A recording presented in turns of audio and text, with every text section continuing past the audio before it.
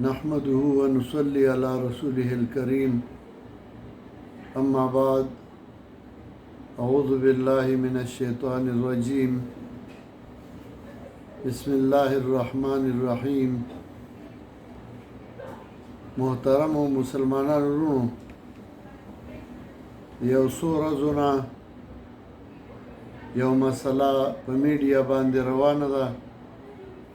چې د حضرت عایشه رضی الله تعالی عنها عمر د نکاح په وخت کې او د رخصتای په وخت کې څومره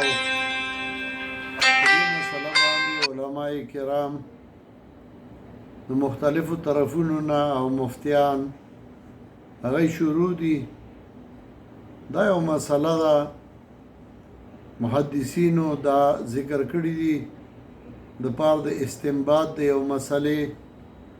چې نکاح واده په سوره عمر کې جایز دی یا نور مسلو د وضاحت د پاره خو خلکو د دې نه یو ډېره لویه ایشو جوړه کړه یو هندوی منځ ته کاڼې وغورځو هغه په ارام کېناسته علماء کرام په دې باندې اړم شو چا د جناب رسول الله صلی الله علیه وسلم په عزت باندې لاس پورې کړل چا د امام بخاری رحمت الله علیه په عزت باندې لاس اوچت کړل چا د راویانو د امام بخاری هغه باندې لاس اوچت کړل او تر دې پورې چې بیا د علماو د مفتیانو او د نورو د یو بل په بې عزتۍ باندې لاس اوچت کړل اول خبره خدا ده چې څوک نوړ ځان جنګي څوک سپي جنګي څوک چرګان جنګي او د علماو د حیثیت شه چې وینده راولګي او هغه علما او مفتیان په یو بل باندې اخته کی او د یو بل سره یو جنګي او د یو بل بې عزتۍ او سپکاوی شروع شي او پای کې د جناب رسول الله صلی الله علیه وسلم او د ام المؤمنین حضرت عایشه رضی الله تعالی عنها د امام بخاری رحمت الله علیه داغه د راویانو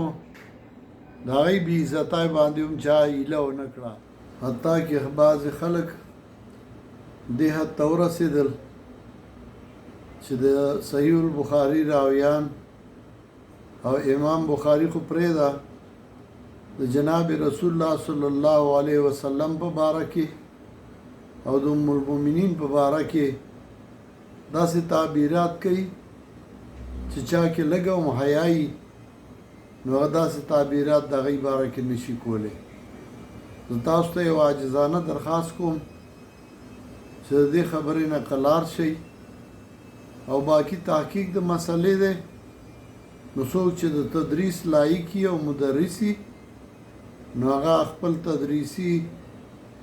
موقع کې د دې مسلو وضاحت دی کوي د طالبانو ترمنځ او د علماو ترمنځ